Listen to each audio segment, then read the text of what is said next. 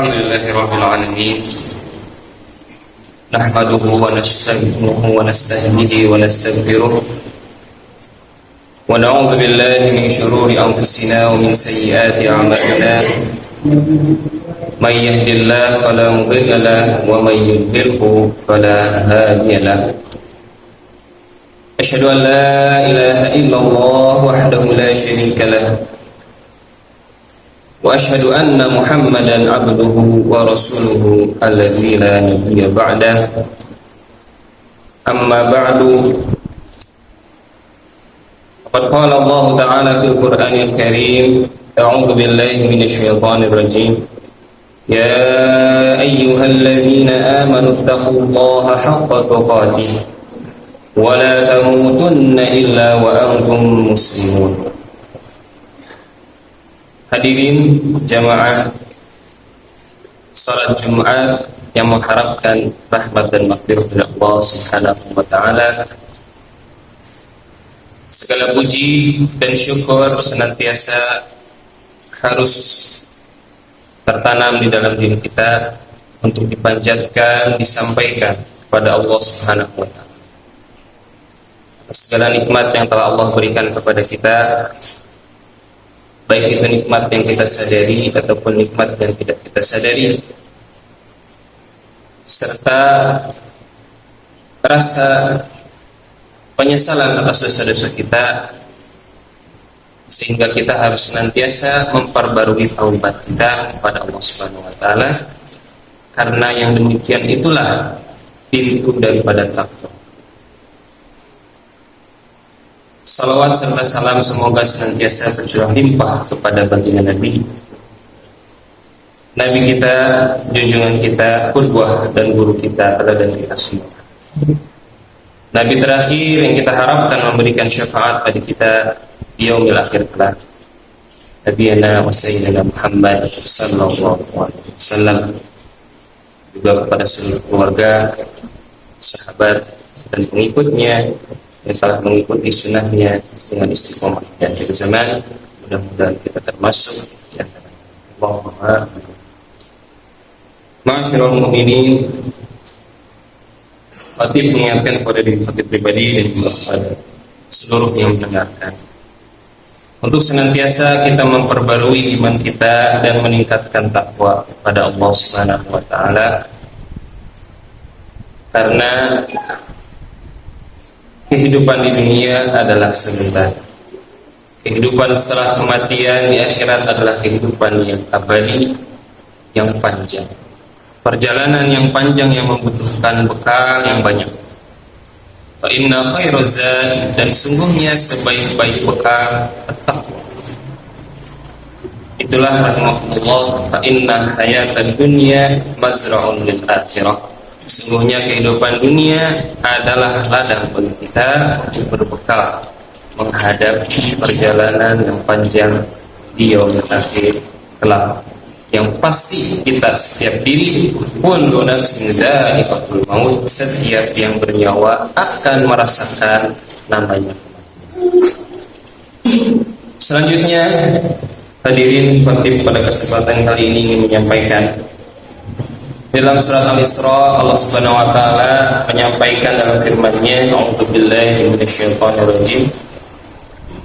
Wa qadayna ila bani Israila fil kitab la tufsidunna fil ardi marratayn wa la ta'lunna 'uluwan kabira.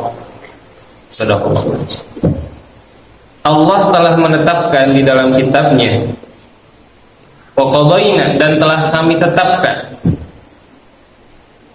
bagi Bani Israel, la tufsidunna, pasti mereka akan berbuat kerusakan, fil ardi, di muka bumi ini, marratain, 2 kali,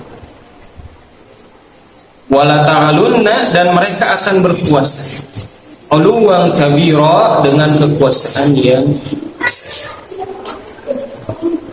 Rahimakumullah, Al-Quran adalah kitab mukjizat. Di antara kemujizatan Al-Quran adalah kemujizatan dari segi sejarah dan penyampaian kabar yang akan datang. Apabila kita perhatikan bagaimana detailnya Allah menyampaikan tentang sejarah dan bagaimana benarnya kabar yang akan terjadi di masa yang akan datang, niscaya kita akan melihat kemukjizatan bahwasanya benar ini adalah kitab tidak mungkin kecuali dari Allah Subhanahu wa taala. Allah telah menjanjikan bahwasanya Bani Israel akan berkuasa di atas muka bumi ini 2 kali. Lalu di manakah letak kekuasaan Bani Israel yang ada saat ini oleh Zionis Israel saat ini di dalam peta sejarah sebagaimana yang disampaikan Al-Quran? Al-Imam Al-Mufassir, seorang mufassir besar rahimahullah ta'ala, Al-Mutawali Asy-Syaikh Mutawali Asy-Sya'rawi, menyampaikan bahwasannya saat ini Bani Israel berada di dalam kekuasaannya yang kedua atau yang terakhir sebagaimana yang dijanjikan di dalam Al-Quran. Kekuasaannya yang pertama telah selesai dengan dihancurkannya dan diserangnya kerajaan pewarisan daripada Sulaiman. Setelah berpecah kerajaan Sulaiman menjadi 2 kerajaan, kemudian diserang sebagaimana yang dijanjikan Allah Subhanahu wa taala. Apabila Bani Israel berbuat maksiat yang ditandai dengan kemaksiatan besar mereka, membunuh Nabiullah, membunuh para nabi-nabi Allah, maka Allah mengutus kepada mereka pasukan yang menghancurkan dan membinasakan kerajaan mereka. Namun kemudian Allah menjanjikan bagi mereka kemenangan yang kedua, yang itu adalah pada saat ini, di mana disampaikan oleh Allah di dalam surat Al-Isra ayat ke-6, "Summa radadna lakumul karrata 'alaihim." Kemudian Allah akan mengembalikan pergiliran itu kepada kalian Bani Israel. "Wa amdadnakum bi amwali wa bani." Dan kami akan berikan kepadamu dukungan berupa harta benda yang banyak. Wabani, dan anak-anak pengikut yang banyak. Waja'alnakum aktsara nafir, dan kami akan menjadikan engkau aktsara nafir, kelompok yang paling banyak, bukan jumlahnya, tetapi Allah menggunakan kata nafir. Nafir itu adalah ketika seseorang tidak mampu untuk mengalahkan musuhnya, maka ia mengutus, mendapatkan bala bantuan dari pihak yang lain. Maka saat ini Zionis Israel adalah kelompok yang memiliki sekutu paling banyak. Di belakangnya terdapat 2 negara superpower, negara superpower Amerika Serikat dan juga negara-negara Uni Eropa, yang itu membuktikan kebenaran Al-Quran.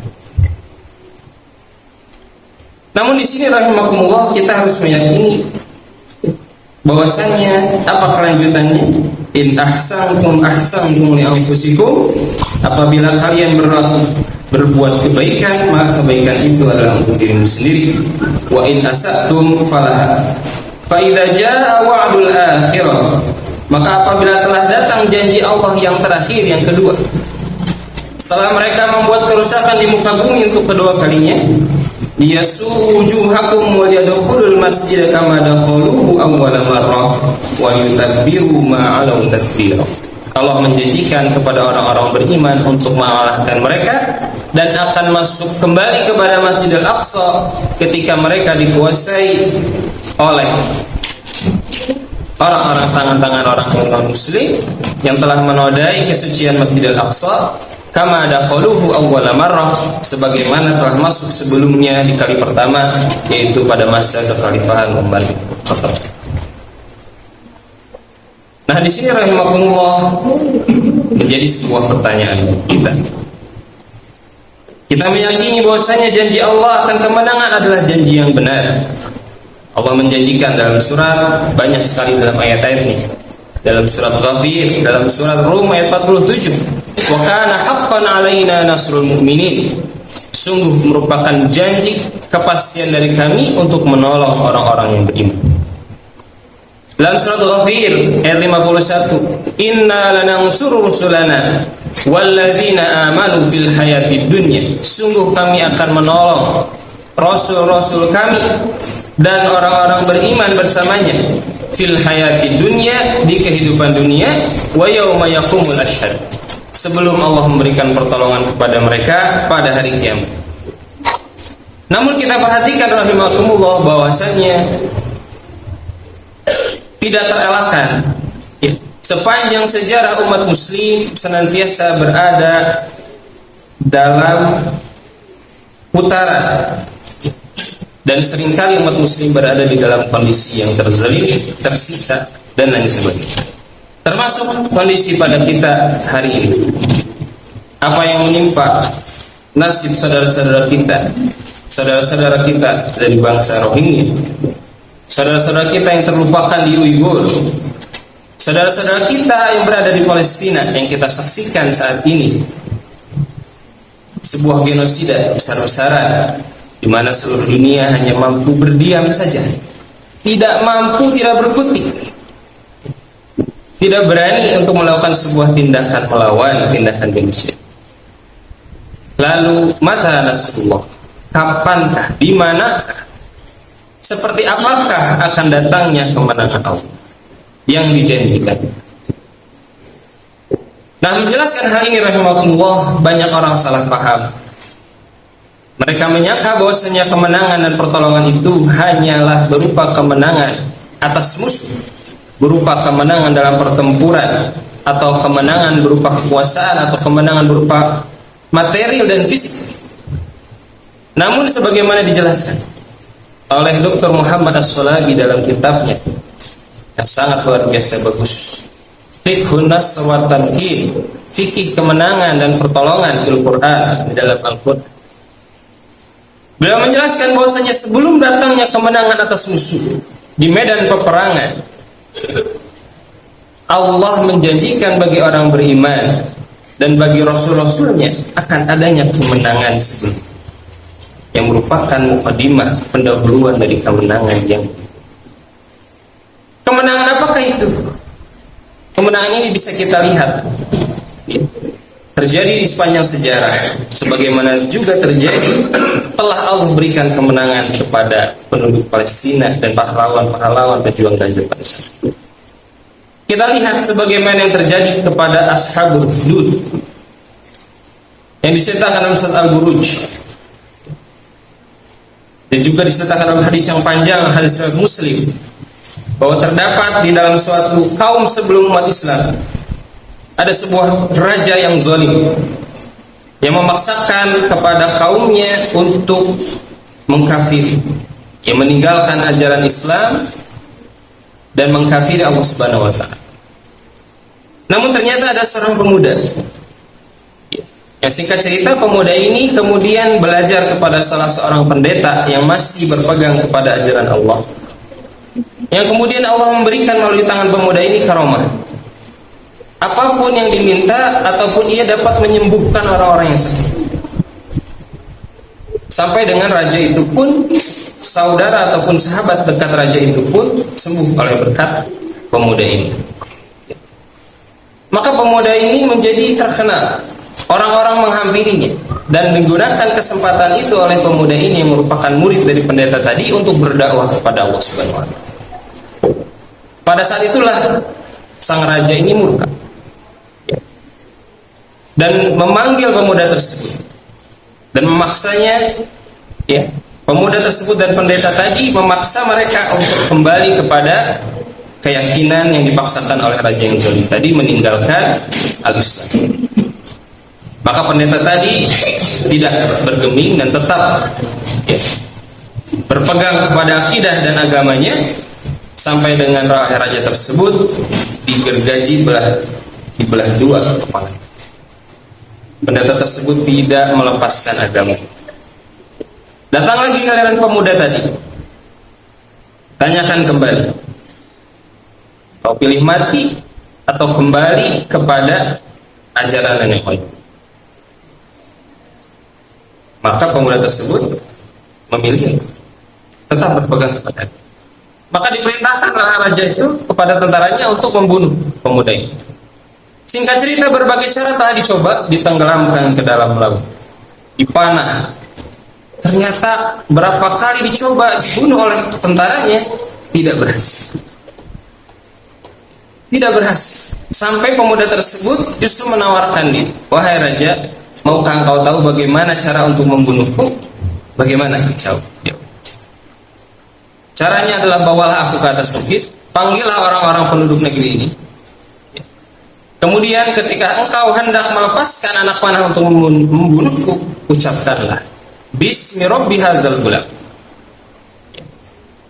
atas nama Tuhannya pemuda ini, niscaya engkau akan mampu." Maka dilakukanlah oleh raja tersebut, disiapkan sebagaimana tadi yang dianjurkan oleh pemuda tadi.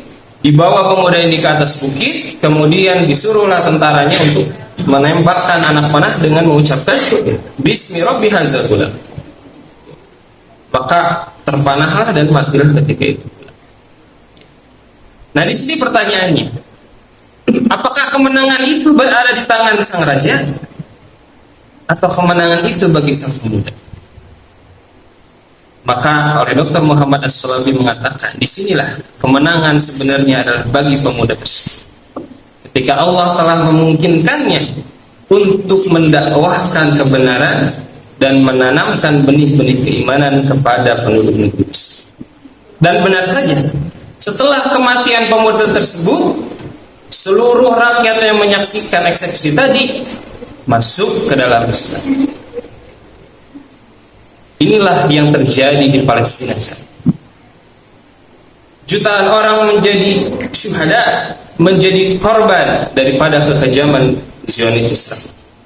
Namun di samping itu, penduduk Palestina, para pejuang Gaza telah berhasil Allah berikan kemenangan kepada mereka melalui tangan mereka menyampaikan kebenaran Islam, keindahan akhlak Islam kepada seluruh dunia.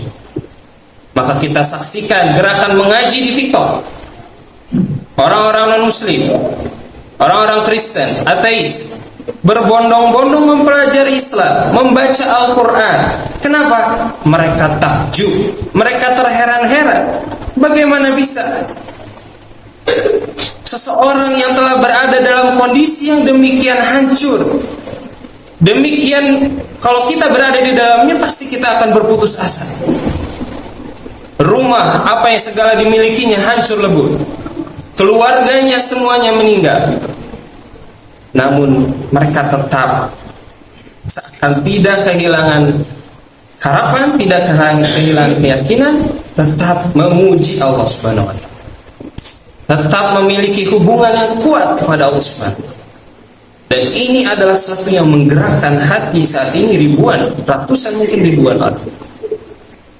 Kalau kita perhatikan di media sosial, tahu banyak orang-orang yang mu'alaf atas berkat yang terjadi yang mereka saksikan.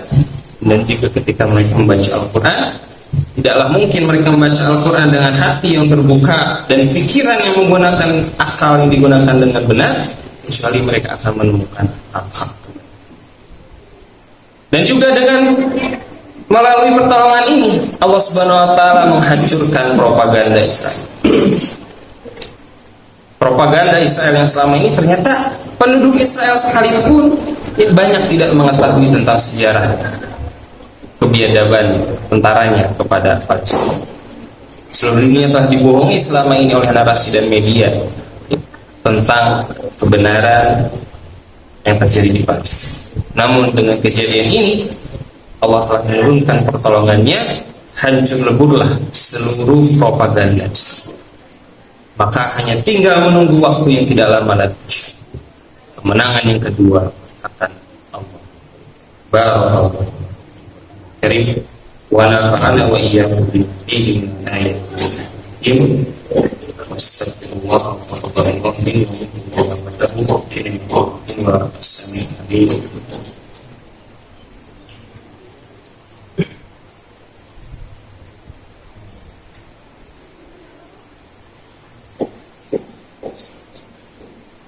Innalhamdulillah nahmaduhu wa nasta'inuhu wa nastaghfiruh wa nastaghfiruh wa na'udzu billahi min shururi anfusina wa min sayyiati a'malina may yahdihillahu fala mudilla lahu wa may yudlil fala hadiya lahu.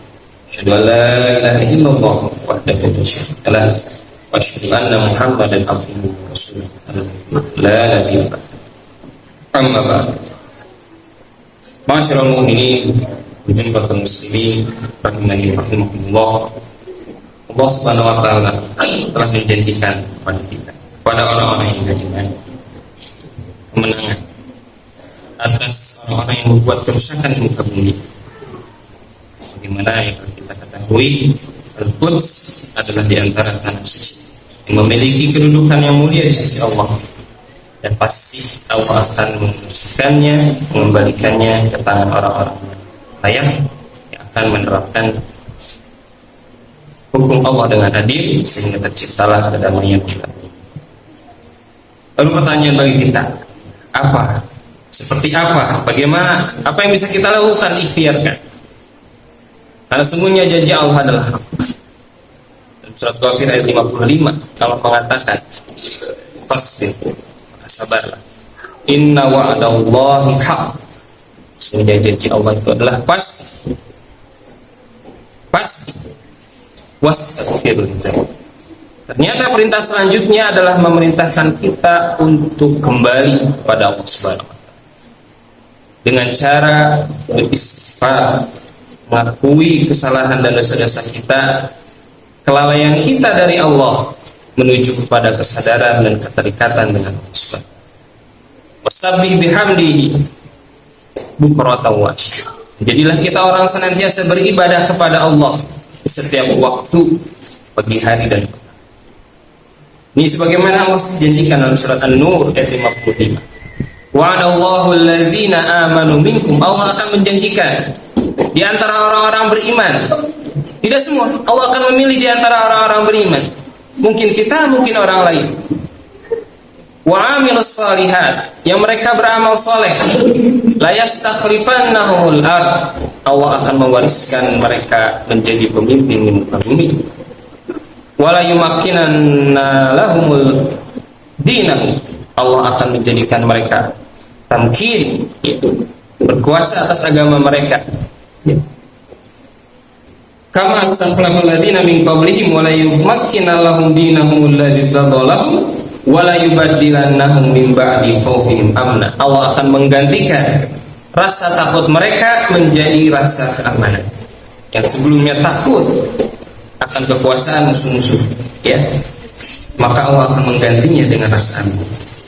Apa cirinya?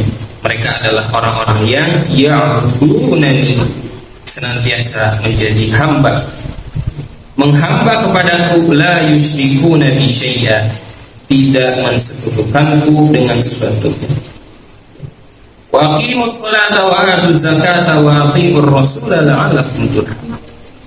Maka dirikanlah salat, tunaikanlah zakat, dan taatilah Rasul, ikutilah jalan Rasul, ikutilah sunnah Rasulullah SAW. Bukan hanya dalam perkara salat, perkara penampilan, tapi dalam perkara keseharian, di rumahnya, bersama keluarganya, bersama para sahabatnya, dalam dakwahnya. Itu adalah janji Allah. Barang siapa yang melakukan hal demikian, mereka lah yang akan Allah berikan kemenangan.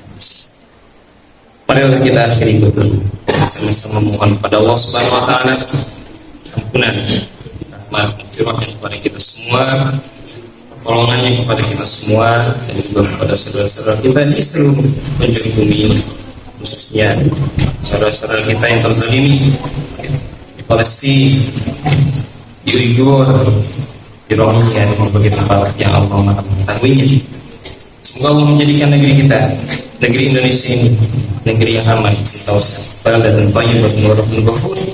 Semoga Allah pilihkan bagi kita pemimpin yang terbaik, yang akan membawa keamanan, keadilan, kedamaian kita semua, ya, mampu, ya, sehingga umat muslim mampu menjalankan sebagaimana yang Allah perintahkan.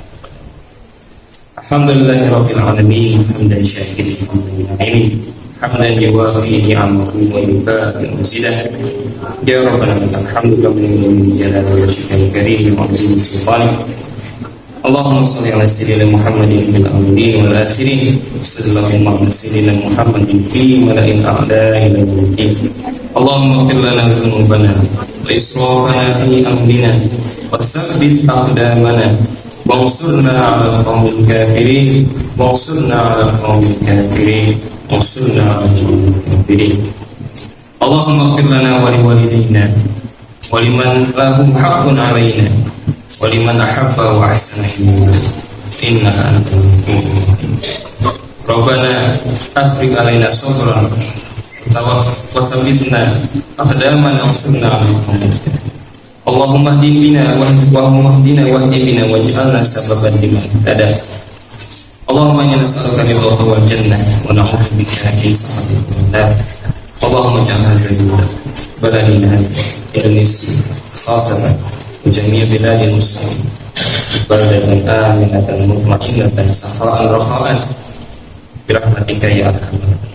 اللهم انصر الإسلام والمسلمين واهلك أعداءك أعداء. اللهم ربنا اكفنا بحلالك عن حرامك واغننا بفضلك عمن سواك. ربنا هب لنا من ازواجنا وذرياتنا قرة اعين واجعلنا للمتقين اماما. ربنا اتنا في الدنيا حسنه وفي الاخره حسنه وقنا عذاب النار. سبحانك رب العزه عما يصفون والسلام على المرسلين والحمد لله رب العالمين. ربنا وهبنا مغفرة والإحسان إيتاء ذي القربى وينهى عن الفحشاء والمنكر يعظكم لعلكم تذكرون. اذكروا الله يذكركم واستغفروه يغفر لكم.